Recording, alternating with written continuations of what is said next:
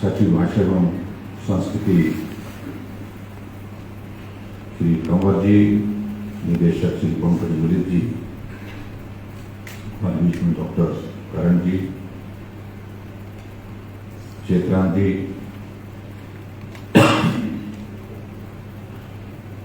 और यहाँ उपस्थित सभी महानुभाव, पत्रकार मित्रों, भाई बहनों,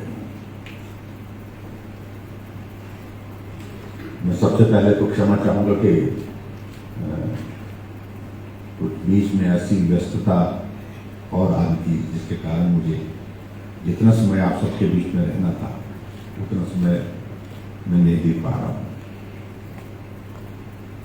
हमारे शिक्षा मंत्री गोविंद सिंह ठाकुर जी इस कार्यक्रम में बस में रहेंगे। आज के इस कार्यक्रम में मुझे इस बात की प्रसन्नता है कि जो हमारी संस्कृति को मजबूत करने के लिए और उसको मजबूत करने के साथ साथ संस्कृति से समाज का नाता बना रहे और ये जुड़ाव तभी टूटेगा उस दृष्टि से तो बहुत सारे हमारे लेखक हैं और इसके अतिरिक्त जो हमारी कलाकृतियां बना करके अपनी संस्कृति को जीवित रखने में बहुत महत्वपूर्ण योगदान दे रहे हैं, वैसे कलाकारों के सम्मुख आज मुझे यहाँ पर उपस्थित होकर के मुझे प्रसन्नता है कि आप सब लोग आज की इस परिस्थिति में भी बहुत बड़ा योगदान समाज में दे रहे हैं ताकि हमारी संस्कृति भी जीवित रहे और संस्कृति जीवित रहने के साथ साथ में हमारे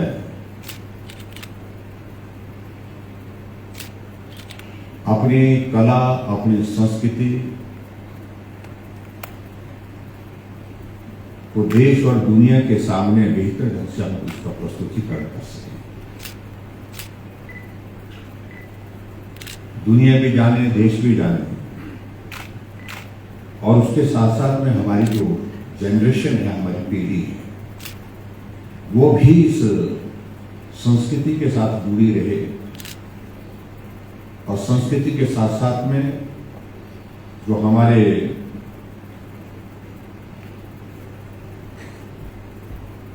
बहुत सारे ऐसे कलाकार जो कलाकृतियों के माध्यम से हिमाचल प्रदेश को अलग पहचान देने में अपना योगदान दे रहे हैं, उनको भी आज के इस युग में, हालात में उनको भी सम्मान दे सके। उस दृष्टि से मैं सभी को, आप सबको बहुत बहुत बधाई भी देता हूँ और शुभकामनाएं भी देता हूँ जो महत्वपूर्ण कार्य आप लोग कर रहे हैं। मुझे इस बात की भी प्रसन्नता है कि हिमाचल प्रदेश छोटा प्रदेश होने के बावजूद भी अभी हाल ही में जब पूरे देश भर में पद्मश्री देने की अगर बात आई तो हमारे देश के यशस्वी प्रधानमंत्री जी ने 26 जनवरी को जो हमारे दो ऐसे महानुभाव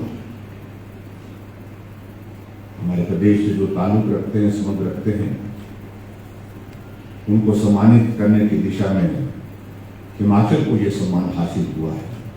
उसके लिए मैं आदरणीय प्रधानमंत्री को बहुत बहुत आभार देता हूं। श्रीमती ललिता वकील जिनको पद्मश्री पुरस्कार से सम्मानित किया गया, यह हमारे लिए अत्यंत प्रसन्नता का विषय है। जिन्होंने चंबा रुमाल को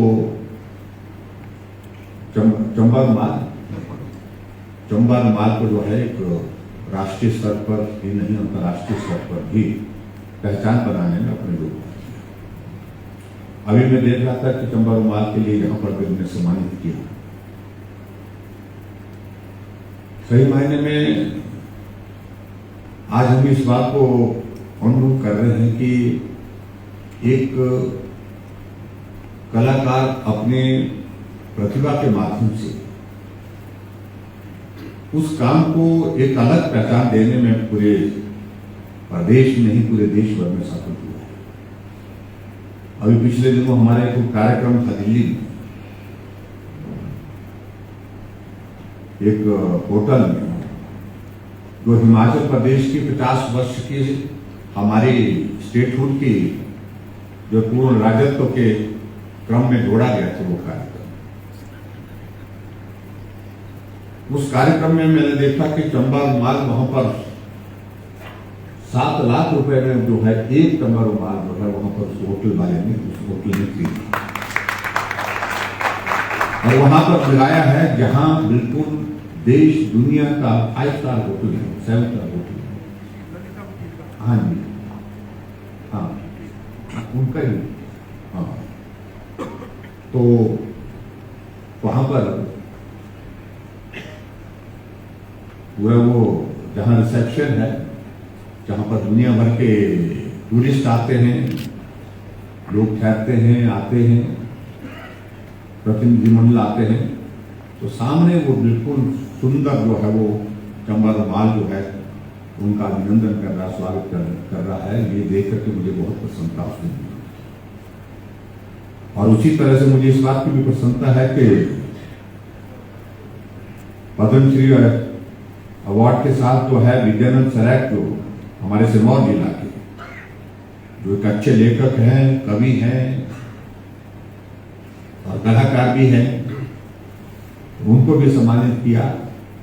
और हिमाचल जैसे छोटे प्रांत के लिए 2 सम्मान एक साथ मिलना, एक वक्त मिलना, ये हमारे लिए सचमुच में बहुत बड़ी प्रसन्नता का मैं उन्हीं को भी बधाई देता हूँ और आदरणीय प्रधानमंत्री जी का आभार व्यक्त करता हूँ।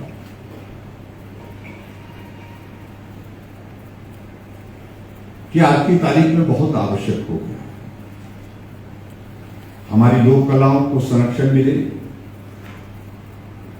और हमारी संस्कृति को मजबूती मिले, ताकत मिले। इस काम में बहुत लोग नहीं आज की तारीख में, बहुत कम लोग हैं इस काम को करने वाले, क्योंकि एक परिवर्तन आदमी के जीवन में आया है। वो परिवर्तन इस वजह से आया है कि हर व्यक्ति आगे बढ़ना चाहता है, जल्दी की चाह में, जल्दी चाहिए, अभी चाहिए, इसी वक्त चाहिए, ज्यादा चाहिए। एक मानव में एक इस तरह का एक भाव आज के इस कलियुग के दौर में आ गया, जिसके कारण हमारा बहुत कुछ पीछे छूटता जा रहा। मैं सदैव इस बात का जिक्र करता हूं। अभी जो पीछे छूटता जा रहा, हमारा संस्कृति, हमारा संस्कार, हमारी पहचान, ये सारी चीजें पीछे छूटती जा रही है। और मैं ऐसा मानता हूं कि ये बहुत बड़ा नुकसान हमारे समाज के लिए, हमारे राष्ट्र के लिए। इसलिए जो लोग इस काम में जुटे हैं, अपनी धरोहर को संजोए रखना, अपनी संस्कृति को संजोए रखना, उसको मजबूत करना, आने वाली जनरेशन के ध्यान में उन चीजों को लाने का प्रयत्न करना, अपनी कला को संजोए रखना, ये सारी चीजें आज की तारीख में बहुत बड़ी आवश्यकता है। और जब से ये टेक्नोलॉजी का युग आगे बढ़ते बढ़ते पहुंच रहा है, हर चीज जो है वो ऐसी हो गई है कि आदमी बहुत लंबे समय तक इंतजार करने का उसका स्वभाव है। डिजिटल तो हो गया, अच्छी बात नहीं है। स्वाभाविक रूप से इस बात से मैं सहमत हूं कि अगर दुनिया के दौड़ में हमको शामिल होना तो हमको टेक्नोलॉजी को उपयोग करना चाहिए और डिजिटल वर्ल्ड में हमको कम्पीट करने के लिए आगे काम करना ही पड़ेगा। लेकिन उस प्रतिस्पर्धा में अपने ये सारी चीजें पीछे छूट जाए, ये हमारे लिए बहुत बड़ा चिंता का विषय है। इसलिए अपनी जो सांस्कृतिक धरोहर है, लोक कला है और हमारे कलाकार हैं, चित्रकार हैं, उन सभी को